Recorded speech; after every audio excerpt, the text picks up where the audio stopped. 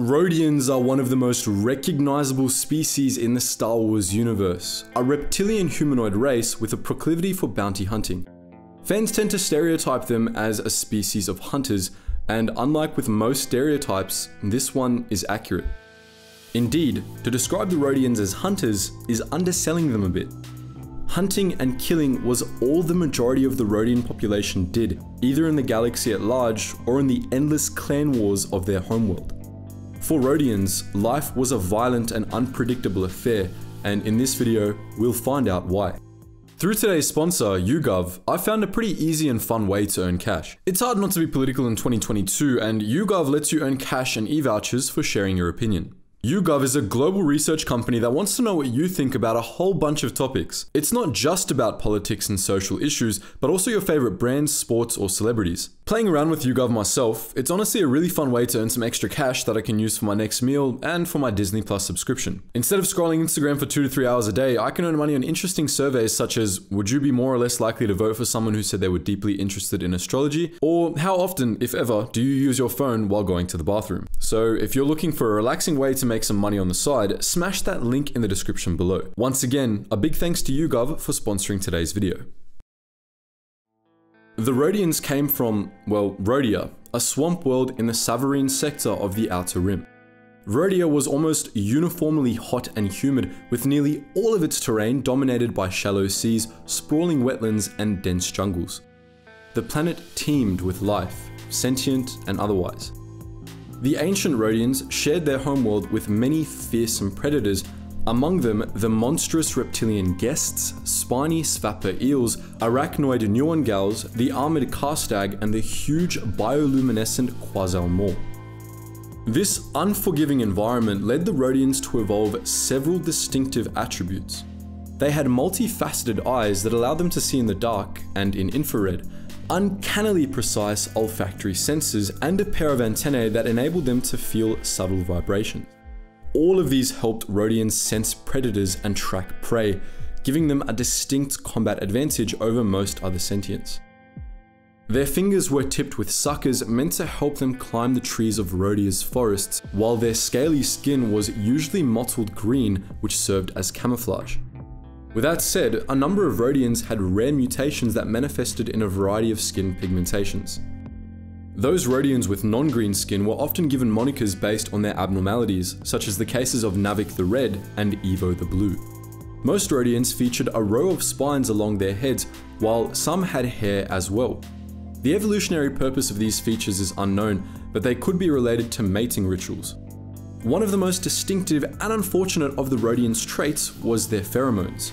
Rodians could discern each other's heritage by smelling their pheromones. In this way, it was easy to discover each Rodian's clan. To outsiders, however, all Rodians smelled the same, unpleasant.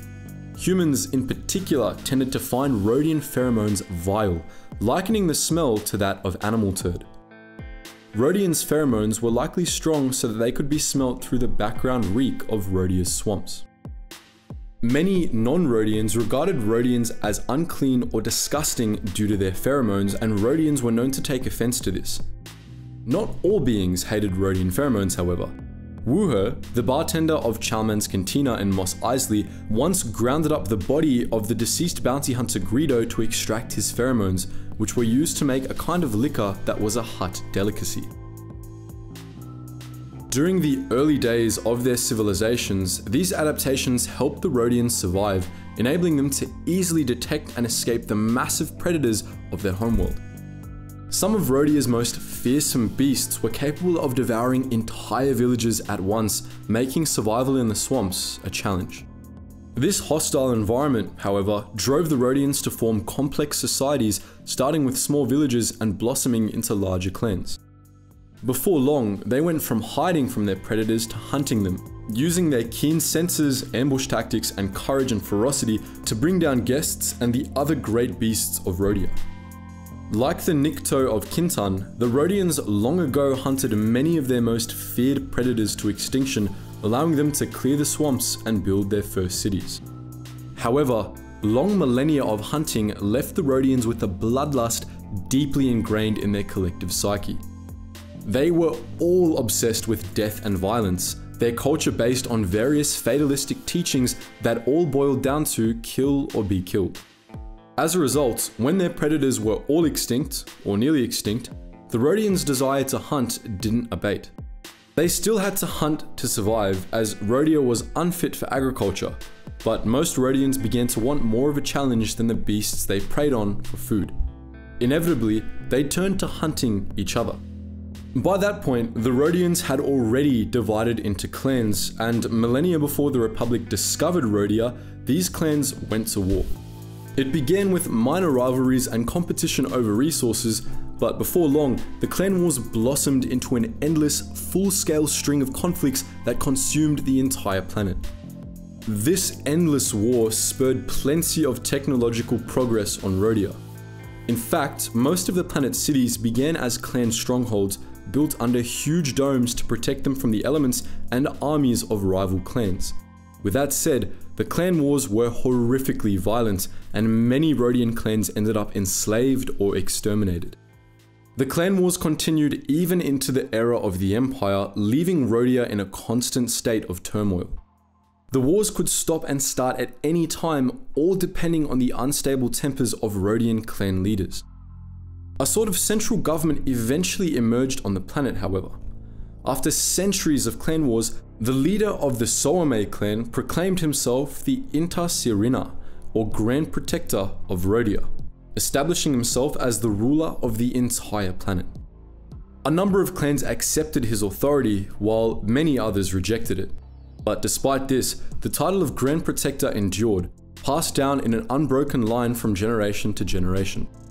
The Grand Protector ruled as a dictator, and the clan whose leader bore the title was always under threat from upstarts who wanted to rule the planet themselves.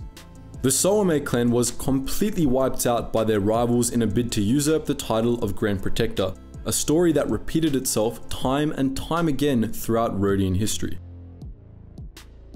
Of course, there was more to Rodian society than the clan wars. Gladiatorial combat, as you might expect, was popular on Rodia, as was theatre. Believe it or not, theatre was a huge part of life on Rodia.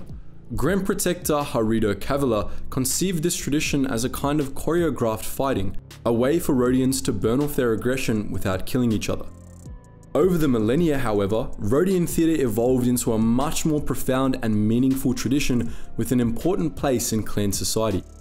Every clan on Rodia had a troupe of actors to act out clan legends, and these actors came to have serious ideological influence over their communities. Actors were forbidden from seeking political power on Rodia, which meant they were the only ones able to challenge the political establishment without getting killed.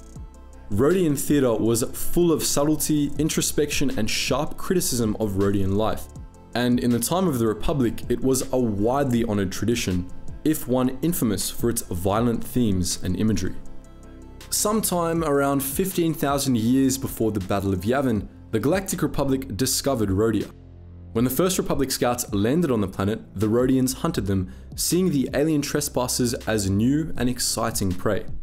Once the Rodians learned more about the scouts, however, the Grand Protector called his hunters off, fascinated by the outsiders' technology. The Grand Protector called his hunters off. Fascinated by the outsiders' technology, particularly their weapons, he brought Rodia into the Republic. After joining the Republic, the Grand Protector created an organization called the Goa Atto, or the Hunters Guild. This guild contracted the best hunters on Rodia to work as bounty hunters, enforcers, and mercenaries for clients in other star systems. The guild took a cut of the hunters' proceeds, and over the millennia, Rodia became rich by hiring out its best killers to some of the galaxy's most unsavory types. This is why so many Rodians in the outside galaxy worked as bounty hunters. Rodian hunters were some of the only ones allowed to leave Rodia. Even during the reign of the Empire, the Rodian Grand Protectors were incredibly strict about who they allowed to leave Rodia. Hunters working for the guild, actors in traveling troops, and politicians or diplomats were the only Rodians legally allowed to. However, as Rodia integrated into galactic society, this rule became difficult to enforce. Refugees from the clan wars regularly fled Rodia aboard off-worlder ships, eventually establishing large diaspora populations all over the galaxy. All Rodians beyond Rodia that weren't hunters, actors, or politicians were refugees or the descendants of refugees, and many of them lived in fear of the Hunters Guild, which sometimes tracked these illegal immigrants down. By the time of the Clone Wars, the guild rarely bothered hunting expats, but illegal immigrants were still banned from ever returning to Rodia, and their descendants were treated like aliens by the Rodian authorities. In over 10,000 years of Republic membership, Rodia changed surprisingly little. Its cities grew larger and more advanced, and Republic weapons, particularly blasters, became commonplace, but the clan wars raged on, and the dictatorial Grand Protector continued to rule with an iron fist. During the Imperial period, the Grand Protector was Navik the Red of the Chatsa clan, who ordered the genocide of several rival clans, going as far as to order the Hunters Guild to track down those who fled. Times may have changed and technology may have advanced, but at the end of the day, Rodian life was always violent. Well, that was a pleasant one. Maybe we'll cover a species of pacifists in our next video to even it out a little. But what do you think? Are you glad you're not a Rodian? Who shot first? Feel free to post your thoughts in the comments section below, and as always guys, thank you so much for watching, and I hope to see you in the next video.